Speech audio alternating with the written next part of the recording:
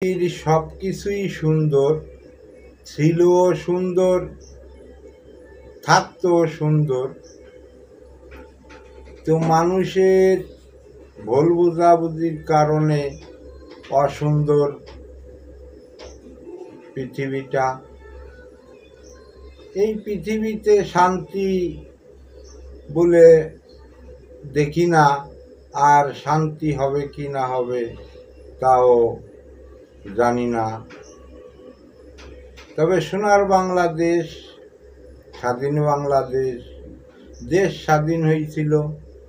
স্বাধীন বাংলাদেশে মানুষ সুন্দরভাবে চলাফেরা করতেছিল, কোনো কিছু সমস্যা দেখা দেয় নাই। মাঝপথে মানুষের ভুল বোঝাবুঝির কারণে সমস্যা দেখা দিয়েছে। চারিদিকে মারামারি, হানাহানি, কাটাকাটি, কি সব অশৃঙ্খলা দৃশ্য, যা বলার মতো না, ভাবার মতো না, দেখার মতো না। পৃথিবীটা শেষের পথে। তাই মানুষেরও এই পৃথিবীতে বোধহয় বেঁচে থাকার শেষের পথে। এই কারণে পৃথিবীতে এত কিছু হচ্ছে। পৃথিবীটা সুন্দর থাকবে, সুন্দর রাখবে সুন্দর মানুষ পাওয়া বড় দায়। এই যে যা হচ্ছে চারিদিকে, যা দেখতেছি চারিদিকে, এটা একটা কল্পনার বিষয়, ভাবার বিষয়। বাস্তবে ভাবি নাই স্বাধীন বাংলাদেশ স্বাধীন হয়েছে, সোনার বাংলাদেশ। এই সোনার বাংলাদেশে এত কিছু হবে, নিজের কাছে ভাবতে অবাক লাগে। কিন্তু পৃথিবীতে অনেক অনেক মানুষ আছে, কেউ না কেউ ভাবলে হয়তো কিছুটা সচল থাকতো। সবাই যদি না বোঝে, না ভাবে, না চিন্তা ভাবনা করে, তাহলে কি দেশ চলে?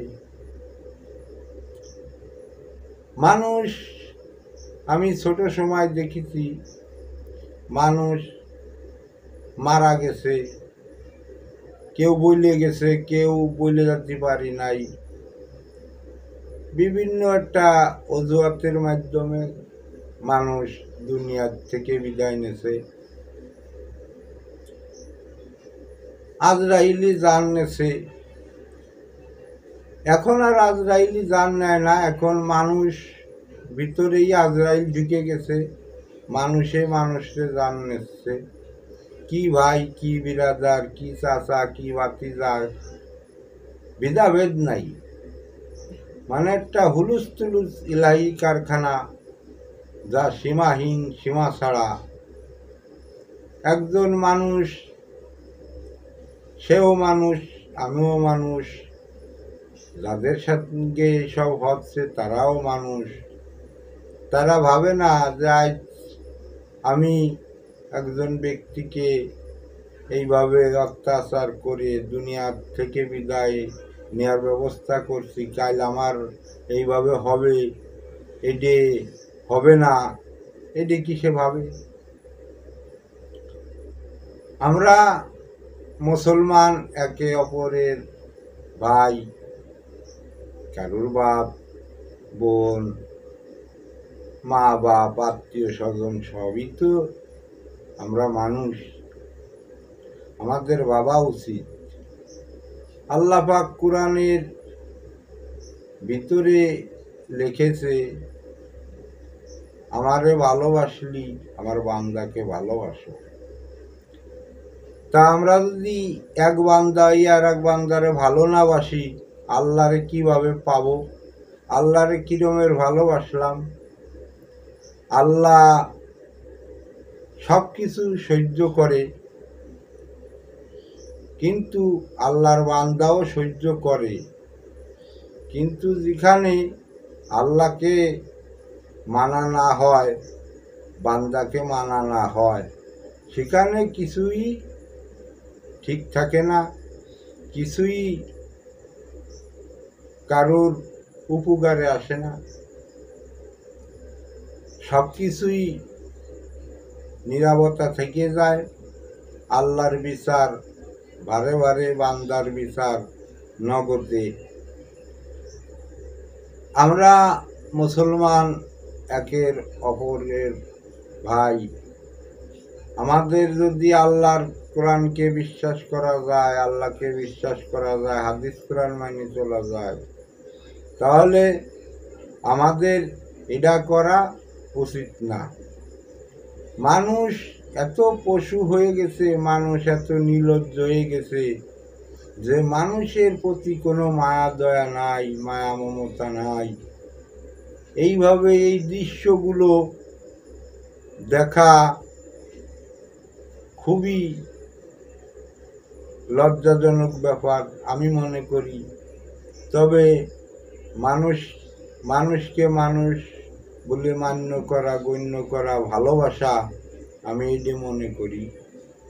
আমি চাই দেশে শান্তি ফিরে আসুক, পৃথিবীতে আবার মানুষ শান্তিভাবে বসবাস করুক, আবার একে অপরের ভাই বিরাদার হিসেবে, যেমন আমরা শুক্রবারে প্রতিদিন মসজিদে যাই নামাজ পড়তে, কি দলে দলে যাই নামাজ পড়তে, আল্লাহ পাক দেখে কত খুশি হয়।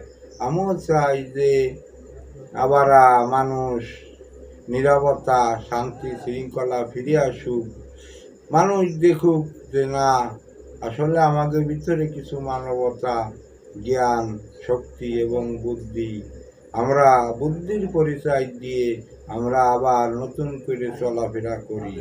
এইটাই আমার প্রত্যাশা, এইটাই আমি আশা করি, এইটাই আমার আশা। তা আমি আসলে